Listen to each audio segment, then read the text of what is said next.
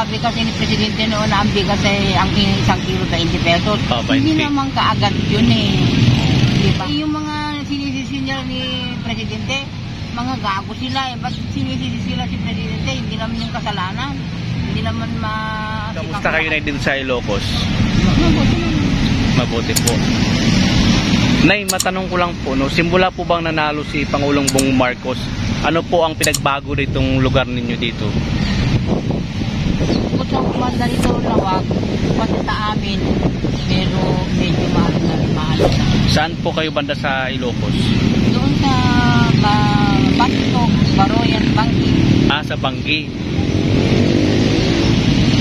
Ano pong masabi nyo na sa mga nainira ngayon kay Pangulong Bongbong Marcos, especially po sa gusto siyang patalsikin sa Malacanang? Wala naman, kasi mahirap naman yung sasabi ka na ganito, ganyan. Hayaan mo nga sila. Kahit anong paninira nila kay Marcos, hindi na nila matatanggal yun. Lalo silang bumabango. Lalo na kay Sir Sandro. Kay Sandro. Eh ano pong balita kay Sandro dito na? Ano pong nagawa niya dito sa Ilocos? Marami, mga ilaw sa kalsada. Parang araw na paggabi. Hindi ka na natatakot na maglalakad-lakad sa kalsada ngayon. Kalsada? Dito po sa Ilocos, sa buong Ilocos.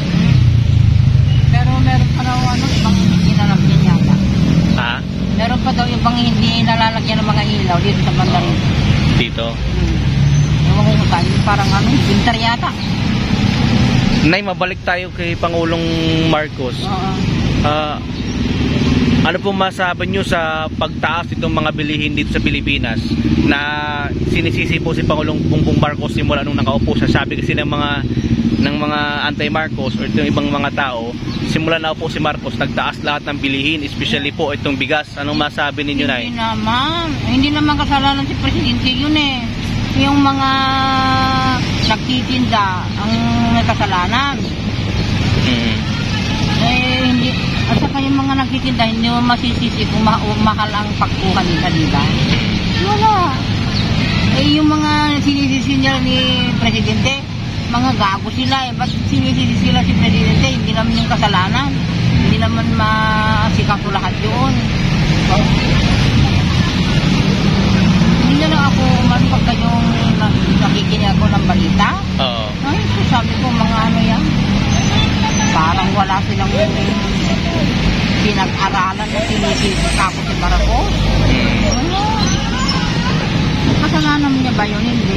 Kasi mga iba, yung parang inaano yung sabi kasi ni Presidente noon na ang bigas ay ang isang kilo 20 pesos. Oh, 20. Hindi naman kaagad yun eh. Diba? At kung mahal ang pagbili, paano naman maging mainti ang kanyang magtitinda? Hindi mo masisisi sa mga Presidente. Eh kasi sabi po nila, wala naman daw ginawa ang Pangulong Bongbong Marcos, panay tulog na daw sa Malacanang. Ano pong masabi nyo doon, Nay? Wala ka naman. Kung tulog lang, hindi wala sanang parang hindi maganda sana itong buong Pilipinas. Talagang ganun. Ay yung mga ibang presidente meron ba nagawa? Wala. Para sa iyo, Nay, marami na pong nagawa ang Pangulong Marcos. Sinabi po ninyo na maganda na ang Pilipinas. Pero bakit sinasabi nitong ilang mga nagbabatiko sa kanya, wala na pong nagawa?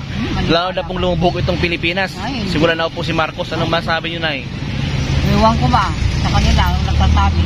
Pero sila naman ang kanyata. Balimbing. Nakikita na nga nila na gumaganda ang Pilipinas. Marami nang naibibigyan na parang umaano ng tao. Lalo na Kaya sa amin na mga senior citizen. Meron kaming makukuha. Ibibigyan ng gobyerno.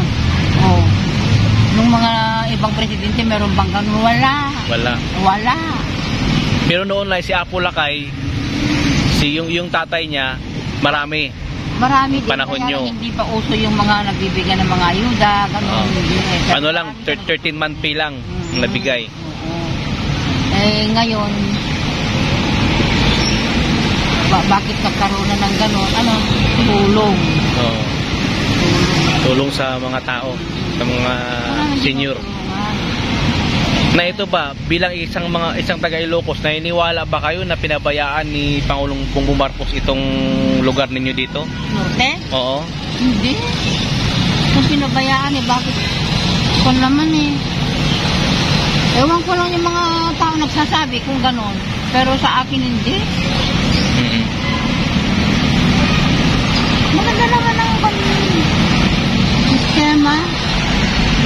Pero naniniwala kayo na sinasabi ni dating Presidente Duterte laban kay Pangulong Marcos, sinasabi niya na gumagamit na po ng pinagbabawal na gamot o droga ito si Pangulong Marcos? Ay, hindi ko alam yan. Baka siya ang gumagamit dahil sabi yung mga balita, sira na daw ang ulo ni Duterte. Oo. Sabi sa mga radyo, sira na daw ang ulo. Kasi siraan na daw ng bait gawa yung marami daw parang anomalya na nagagawa nung siya presidente. Magaya ni Trillanes. Meron pang iba. Ewan ko ba kung ano yung iba. Pero si Trillanes ngayon na na siya, ano siya ngayon, pinoprotektahan na niya ngayon si Pangulong Marcos laban ito sa mga Duterte na inira o bumaliktad na. Oo, ewan. Hindi ko alam. Bumaliktad na. Samantala noon, nilalabanan niya ni Marcos. Trillanes. Trillanes. Na anong masabi nyo din sa mga supporters ni Duterte na gustong pabagsakin pa itong si Marcos sa Malacanang? Ay, wala akong masabi. Kasi sobrang sobrang tulog ng tulog at sobrang dumami daw yung droga sa bansa. Simula na po si Marcos, totoo ba yun ay? Anong masabi nyo?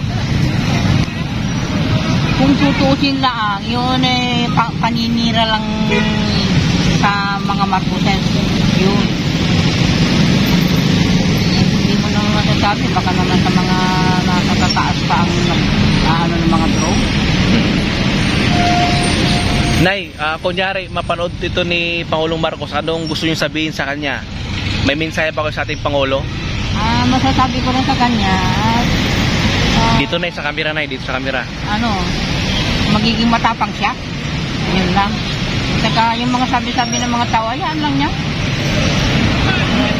Ito, marami naman pinagbabago ng Pilipino. Maging maunawain, gano'n. Hindi siya, yung mga naninira sa kanya pababayaan lang niya. Gaya yung mga balita pa na parang nagkasira ang loyata ni First Lady at saka si Vice Presidente. Ano masabi mo, Nay? Kay First Lady Liza Marcos sa kay Sara Duterte? Sabi sa balita, nung daw wala na si Presidente, saka lang nagsalita si Vice. Maaari ba yun? At saka gusto mong sundan, siya na yata ang pinaupo ni Presidente. Di ba siya ang Vice? Siya ang pinaupo ng hindi sa mga dito. Sabi, sa balita lang yan po na ang sabi, parang gusto daw sumunod ang BC. Ba't hindi ba sumabay noon kung talagang gusto niya sumunod? Sa ibang bansa, pagpunta. Oo.